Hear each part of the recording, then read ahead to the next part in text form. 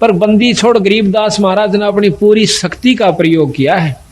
कबीर साहब ने अपनी पूरी रजा बख्श के दिखाई है कि ये काम मैं कर सकता हूं, जो ये कहने लाग रहे से, जो आपको ये रोजाना बताते हैं, ये कार्य मैं कर सकता हूं, और वो करके दिखाया है। जब इन भक्तों को यह बात समझ में आई है कि कबीर साहब भी कोई परमात्मा शक्ति है। यहां पर भी आपको मैं सारे सैकड़ों आए हैं, पर इनमें ते सारे के सारा के घर में जो जो सुख हो रहे हैं ये अपने मुंह तो बता सकते हैं जब से सतगुरु शरण में आए।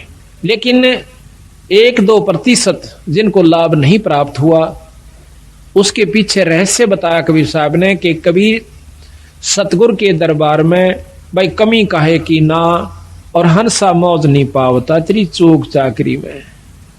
अगर तुझे पूर्ण लाभ पूर्ण मौज भगवान नहीं बख्श रहा है कबीर साहब, तो तेरी चाकरी में, तेरी सेवा के अंदर अभी बहुत कमी है, अपनी बहुत कमी है तेरे अंदर। नहीं, जब 98 व्यक्तियों को परमात्मा पूर्ण लाभ दे रहा है, बंदी छोड़ दर्शन दे रहा है, और उनको वो झलक नजर आ रही है जो वर्णन करते हैं हम रोजाना, तो आपको नहीं आई, तो भाई आपकी चूक चाकरी में, आपकी कोई सेवा में कमी है, आपके कोई नियम में कमी है, आप में भी कोई अहंकार अभिमान बकाया है। तो सतगुरु महाराज को अहंकार तो लेस मात्र, मान में म्यान कहते हैं तलवार का जो ऊपर का कवर होता है, उसके अंदर 2 खड़ग 2 तलवार नहीं समा सकती, किसी रूप में भी नहीं समा सकती। इतना इम्पॉसिबल असंभव कार्य है कि राख्या चाहे पिया चाहे प्रेम रस, और राख्या चाहे मान, एक म्यान में 2 खड़ग, भाई देखी सुनी ना कान है। तो अहंकार तो एक लेश मात्र भी ईश्वर को पसंद नहीं है, और जिनमें अहंकार नहीं रहा उनको परमात्मा का दीदार हुआ, दर्शन हुआ, आत्म कल्याण है। और इसमें के लगे है अहंकार को तोड़ने में, कुछ नहीं लगता, बस थोड़ी सी कसर से, थोड़ा सा सावधानी की आवश्यकता है, थोड़े सी विवेक की आवश्यकता है इसके अंदर। आज हम मनुष्य शरीर में है, ये माटी का पुतला और खाक में मिल जाएगा 10-20 साल के अंदर अंदर। और फिर हमारे ऊपर महाराज ने लिखा है कि कबीर काहे गर्भियो, और ऊंचा देख आवाश, और काल पड़े भू लेटना तेरा ऊपर जामे घास। कल तो जमीन पर जाकर पड़ना होगा, और वहां फूक फाक के थोड़ी सी राख हो जाएगी, और उसके ऊपर फिर तेरा घास जामेंगे। तो इस प्रकार इस अहंकार ने, जैसे आज हम पशु बन जाए, एक शरीर छूटेगा ये भी पक्का है, और छूटने के बाद फिर पशु जुन्नी में जाना होगा, जिसमें नाम नहीं लिया जिन्होंने, और विकार किए बीड़ी शराब मस्त तंबाकू प्रयोग करते रहे, उनको 184 प्राप्त होगी। फिर जिन भक्तों ने नाम भी ले लिया और अपना धर्म पुण्य भी कर रहे हैं, और फिर भी अभिमान रह गया, तो फिर भी आप 184 में जाओगे। वो दूसरी बात है कि आपकी की हुई कमाई परमात्मा अवश्य देगा आपको। फिर ना जाने 1000 वर्ष में सूत बैठे, मेरा ना 10,000 वर्ष में सूत बैठे, ऐसे सत्संग का कि जिसमें आज आपको पूर्ण ब्रह्म परमात्मा के बारे में जानकारी दी जाएगी। तो 184 के अंदर हम कुत्ते बनते हैं। प्रथम जीवन कुत्ते का ले लो, स्वान का, जो कि बहुत आसपास हमारे होता है, और फिर उसके कष्ट पे जरा सा दृष्टि घुमा कर देख लो, बस ज्यादा नहीं। कल हमने देखा रात्रि में इतनी ठंड थी, और एक कुत्ता इस गली के अंदर है, बाहर पड़ा बेचारा, और ऊपर से उसके खांसी होगी। 1 मिनट भी उस कुत्ते को खांसी से चैन नहीं थी। अब देखियो, पहले तो जन्म कुत्ता, ऊपर से ये खतरनाक रोग उसको लग गया। फिर कोई टांग तोड़ दे, आम कुत्ते के पैर में लंग पावेगी। क्यों पावेगी? कि उसका कोई ना कोई डला, कोई लठ या कोई पहिया उतर जाएगा, क्योंकि बिचारे बैठे वो पिछला अहंकारी जीव था। उसने कोई नो कहते न थोड़ा इधर वाले कौन होता, अभिमान रखा करता था, और आज अभिमान उसमें जो का तू है, अपने अहंकार वश बिचाड़ा बैठेगा, और बिल्कुल ऊपर गाड़ी चढ़ने वालेगी जब थोड़ा सा सरकेगा एक तरफ में। वो पिछला जो उसके अंदर बदमाशी थी वह अब भी मौजूद है। कई कुत्ते ऐसे देखें कि जीप ऊपर चढ़ने हो जाएगी जब थोड़ा सा हलते हैं, तो उस कष्ट के कारण, उस अहंकार के कारण उसने कितना भारा दुख मोल ले लिया। तो इन बातों ने याद रखेगा जो भगत, तो उसको कोई भी अहंकार नहीं रहेगा। अब हम सत्संग में यही सिखाते हैं। आप अपने घर में आजकल ऐसा कोई भी नहीं रहा जो डबल बेड ना ले रहा हो, और डबल बेड के ऊपर गद्दा भी बहुत मोटा हो से, और अच्छी बड़ी आज वस्त्र भी आप लिए हुए सो। तो हम आपको यहाँ ऐसी असुविधा देने की कोशिश करते हैं जो ज्यादा भी ना हो पर सुविधा भी ज्यादा ना हो। इसका कारण ये भी है कि आपके मन में वो अहंकार रूपी राक्षस बना ना रहे। जहां स्थान मिल जाए वहीं बैठ जा, चाहे नीचे मिलो चाहे ऊपर मिलो, चाहे बोरी मिलो चाहे कोई वैसे साधारण दरी मिलो, तो हम उस समय ये देखकर इस पर बैठ जाते हैं कि भगवान के दरबार में और काहे का मान।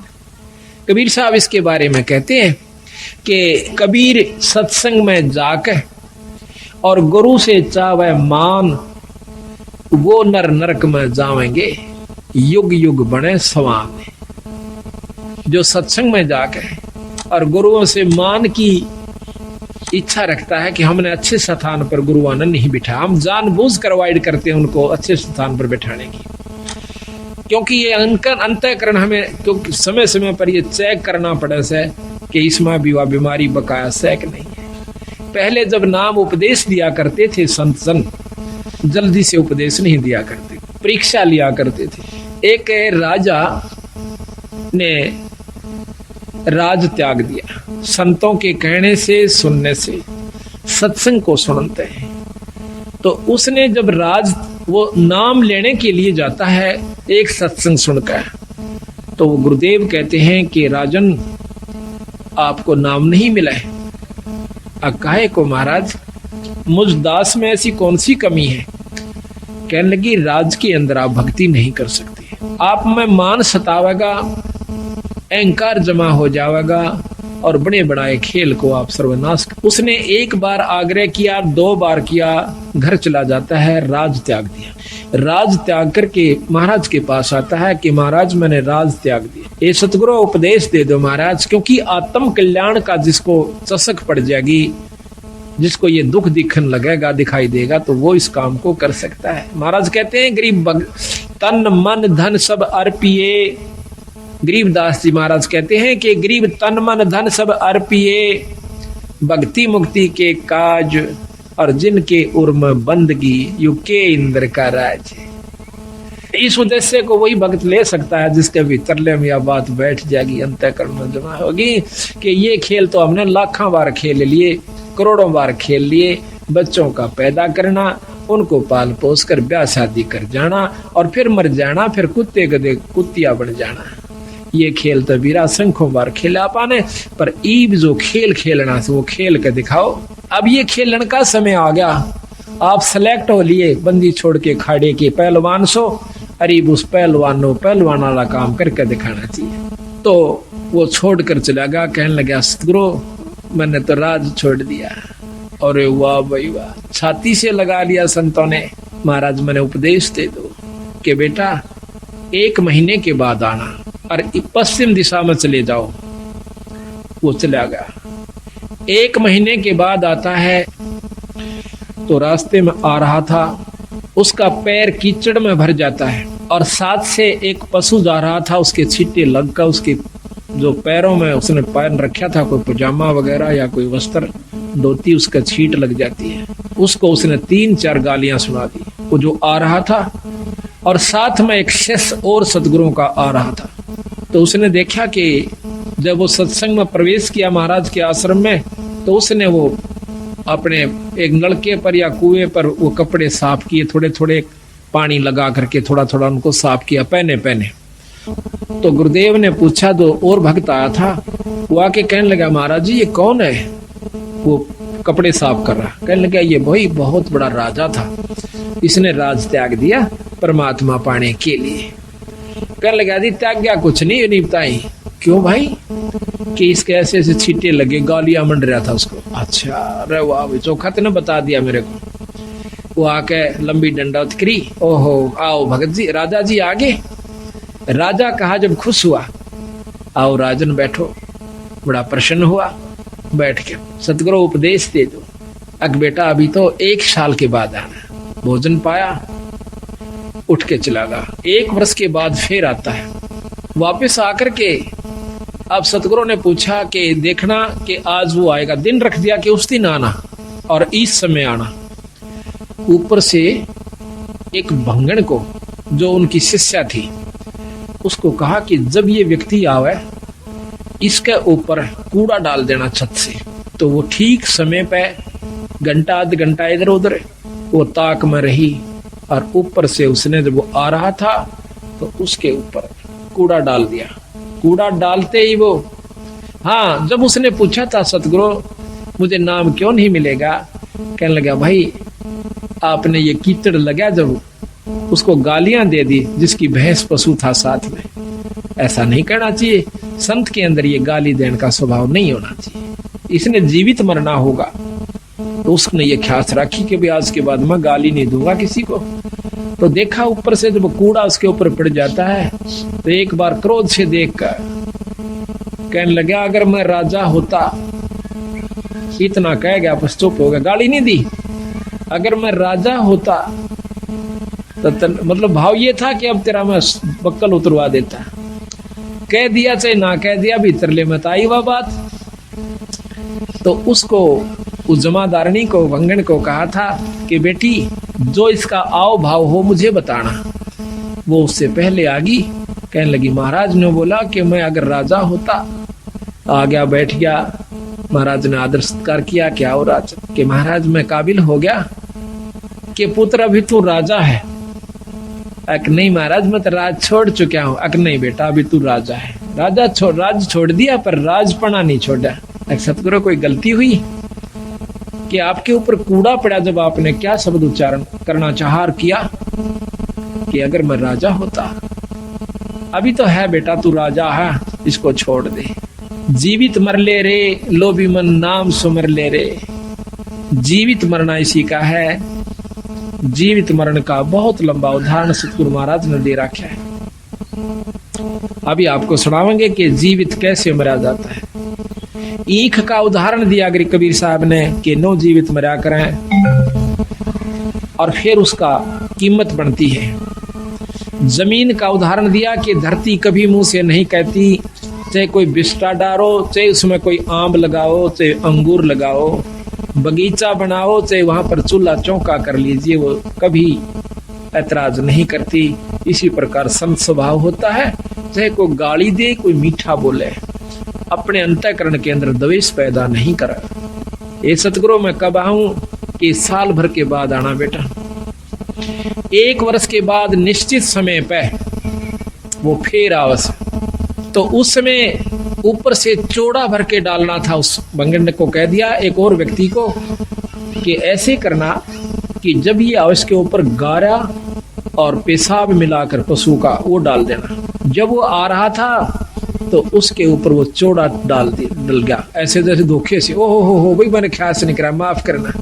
तो वो कहता है कि कोई बात ना बहन, ये तो माटी पर माटी पड़ी है, मिट्टी पर मिट्टी डाली है, कोई खास बात नहीं है। तो जब उसने आके बताया कि महाराज ऐसे ऐसे बोला, अन्ना बोला ये अधिकारी हो गया। आते सतगुरु ने छाती से लगा लिया, बेटा अब तू उपदेश अधिकारी। इस शरीर को आपने मिट्टी समझ लिया तो ये अब आप तो अधिकारी हो चुका है भगवान के नाम लेने का। इब तू भगवान भजन जोगा होया से, इब नाम जगा कर। तो इसी प्रकार एक और उदाहरण दिया है, ये लंबा प्रकरण। अभी हम उसका उसी स्थान पर आते हैं कि उस राजा ने, राम राय ने, जब वो सतगुरु गरीबदास महाराज की वाणी वासियर गांव के अंदर जिला लुधियाना पंजाब में सुनी सुबह सुबह, एकदम बंदी छोड़ गरीबदास जी की वाणी के अंदर वो आकर्षण है कि ये परमात्मा की वाणी है और आत्मा जो है ये उसका अंश है कबीर साहब का, गरीबदास जियों का। ये इसकी वाणी में इतनी आकर्षित हो। तो उसी समय सतगुरु की वाणी को सुनकर वो राम राय नाम का भगत एकदम आकर्षित हो जैसे कि भाई इतनी प्यारी वाणी। उसने चाहा कि अभी जाकर बैठ जाऊं, पर वो पहले घूम फिर के आया, आकर के महाराज के पास बैठ जाता, वो भगत जी के पास जो कि वहां पर सतगुरु की वाणी का पाठ कर रहा था। काफी देर सुनता रहा, इतना आत्म विभोर हो गया, उसकी आंखों से पानी गिरना शुरू हो गया महाराज की वाणी को सुनने मात्र से। फिर उस राम राय ने पूछा, जब उस महात्मा ने, उस संत ने अपनी वाणी को विराम दिया, तो पूछा कि महाराज ये वाणी किस महापुरुष की है? तो वो संत कहने लगा कि मेरे पूज्य गुरुदेव की है। आपके गुरुदेव जी का क्या नाम है? कि गरीबदास, महाराज गरीबदास बंदी छोड़। कहने के बंदी छोड़ किसे कहते हैं? महाराज ने लिखा गरीबदास जी ने कि अमर करूं सतलोक पठाऊं, ताते बंदी छोड़ कहाऊं। अमर करूं और सतलोक पठाऊं। सतलोक सचखंड नु कहंदे, वो पूछन लग गया, कहां जी? वो सचखंड और वही सतलोक। अमर करूं सतलोक पठाऊं, ताते बंदी छोड़ कहाऊं। इस काल से जीव ने छुड़वाऊंगा, इस कर लिए मैं बंदी छोड़ कहलाता हूं। कबीर साहब ने गरीबदासियों के बारे में उस भक्त ने जानकारी दी। उन्होंने पूछा कि वो संत अभी शरीर में है या नहीं है? तो वो संत कहता है कि महाराज अभी शरीर में है और छुडानी गांव के अंदर है, जिला रोहतक में, तहसील बहादुरगढ़ के पास। तो उन्होंने कहा कि मुझे पूरा पता लिखवा दीजिए, ऐसे संत के दर्शन करने चाहिए, ऐसे संत के दर्शन करने चाहिए। क्योंकि जिसको ज्ञान है वो कहता है, बंदी छोड़ कबीर साहब की वाणी माता है, कबीर साध मिलन को चालिए तजमाया अभिमानी, जो जो पग आगे धरे वो सो सो यज्ञ समानी। कबीरा दर्शन साधु का साहेब आवया दे, लेखे में वो ये घड़ी भाई बाकी के दिन बाद। फिर कहते हैं कबीर साधु दर्शन राम का, मुख पे बसे सुहागे, दर्श उन्हीं को देते हैं भाई जिनके पूर्ण भागे। कबीर साहब गरीबदास ने लिखा है, गरीब जिन मिलते सुख उपजे, मिट्टे कोट उपादे, भवन चतुर्दश ढूंढियो भाई वो परम स्नेही साधे। जिनकी मिलन मात्र से इतनी खुशी होती है, कहते ऐसे संत को चाहे 14 भुवन में भी आपने किता मिल जाओ, वहां दर्शन करिए आइए।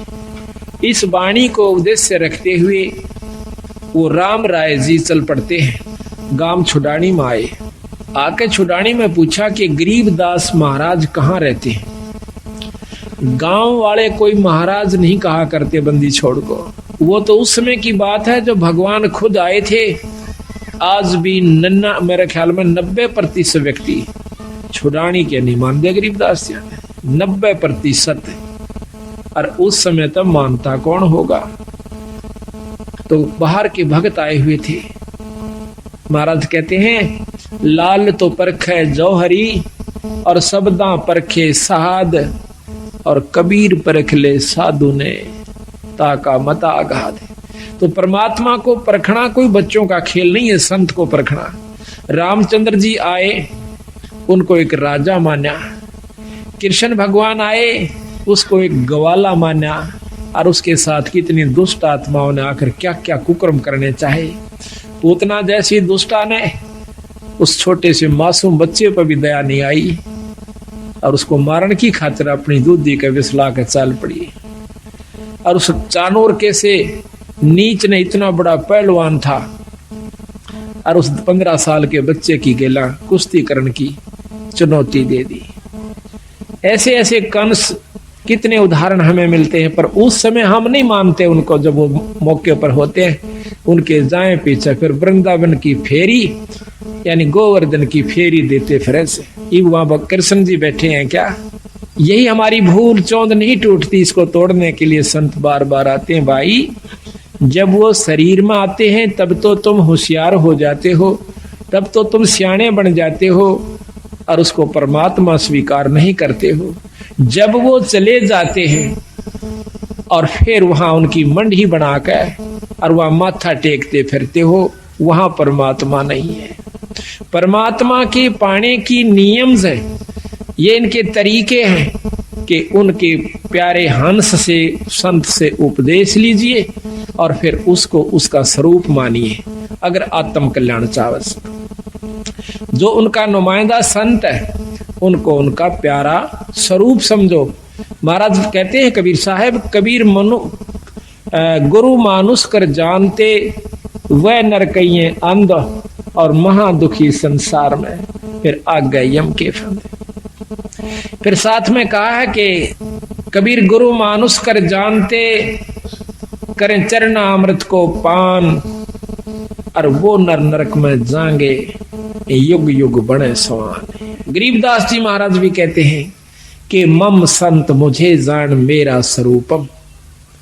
तो उस समय तो हम इस बात को स्वीकार नहीं करते हैं, और फिर बाद में जब वो चले जाते हैं उनकी वहां पर यादगार बनाई जाती है, फिर मंदिर का रूप धारण कर लेती है, फिर हम जाकर के वहां पर अपनी, जब वहां भी उसके बावजूद भी कुछ आपके कार्य सर जाते हैं, अगर वो हाजिर थे उस समय उनसे प्रेम आप कर जाते तो आपका सर्व कार्य सिद्ध होता। अब तो केवल वो धाम बन गया, और धाम पर जाने का, मत्था टेकने का केवल एक फल है, मुक्ति फल नहीं है। हम भी जाते हैं अपने धाम छुड़ानी में, लेकिन वहां अगर हम बिना गुरु के जाते हैं तो हमें कोई लाभ नहीं होगा। एक साधारण सा लाभ, जैसे कोई पशु का ठीक हो जाना, जैसे आम देवी धाम पर जाते हैं, माता धाम पर जाते हैं, या अपने कोई अपना जो पितृ धाम होता है वहां जाते हैं, उनसे ज्यादा कार्य आपके छुड़ानी में सर सकते हैं उस धाम पर जाने मात्र से। लेकिन जन्म मरण की बीमारी आपकी मुक्ति नहीं हो सकती, क्योंकि महाराज गरीबदास जी खुद कहते हैं कि पूजें देई धाम को और शीस हिलावें जो, गरीबदास साची कह हद का फर है सो।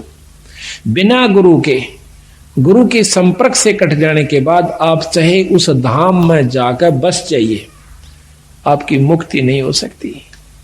और यही बीमारी हमारी खत्म नहीं होती, जिसके कारण हम चौथे युग में चक्कर काट रहे हैं, दुख पा रहे हैं।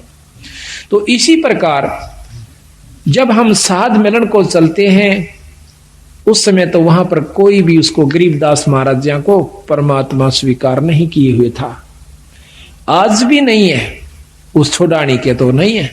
खुद गरीबदास महाराज की परंपरा के लोग भी आज दूसरी उपासना कर रहे हैं। कारण यह है कि उनको ज्ञान नहीं कि गरीबदास के प्रबल शक्ति थी। बाकी दूसरा गांव 90% व्यक्ति यही मान रहे हैं कि ये तो इनका दादा परदादा था, ये तो ज्यादा मानस है, इसमें थोड़े बहुत मान भी रहे हैं। वो मानते क्या है, पड़वासी वाले दिन अपने घर में खीर बना ली, रापे खा ली, ये मान हो रही से छुड़ाने के अंदर गरीबदासियों को मानने वालों की।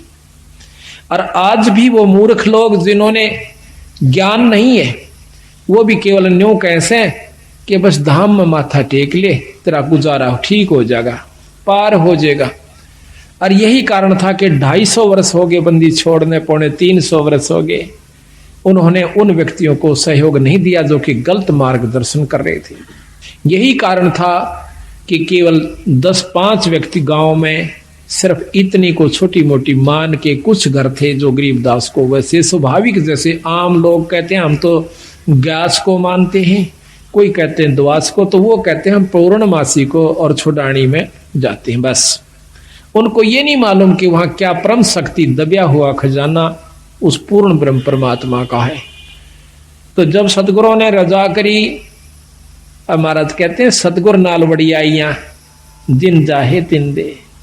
सतगुर नाल वड़ियाइयां, उस बंदी छोड़ के हाथ में बढ़ाई है, वो किसने देवे से और किससे अपना काम करवावे से। आज उनकी कृपा से आज हरियाणा में कितनी मौज कर दी बंदी छोड़ने। और अब तो ये एक विस्फोट हो चुका है बंदी छोड़ की असली वस्तु का। अब तो ये फैलता जा रहा है, इतना फैल रहा है कि ये तो यथार्थ वस्तु है। छोटे छोटे बच्चे भी इस बात को समझ चुके हैं कि ये वस्तु, ये पूर्ण परमात्मा है और इनसे पूर्ण लाभ, पूर्ण मुक्ति हो सकती है। लेकिन वहां के भक्तजन आज भी इस बात को स्वीकार नहीं करे हुए। कारण यही है कि ज्ञान नहीं हुआ। और ज्ञान देने वाला कोई जाता था तो उसकी रहनी में फर्क था, उसकी करनी में फर्क था। आप उसमें आचरण नहीं था, औरों को ग्रंथ साहब सुनाता था, तो उसकी बात का असर 1 2 4 बार, साल 2 साल हो सकता है, लेकिन असर उसका होता है जो खुद करे और दूसरे ने फिर करके दिखावे। अब देखो भाई, मन ने तो इसमतिया ढूंढ के वस्तु पाई है, आप भी इसको ये लाभ उठा सकते हो। अगर आप ये वीडियो YouTube पर देख रहे हैं तो हमारे चैनल को सब्सक्राइब करें और बेल आइकन को दबाना ना भूलें। अगर आप Facebook पर ये वीडियो देख रहे हैं तो हमारे पेज को लाइक करें।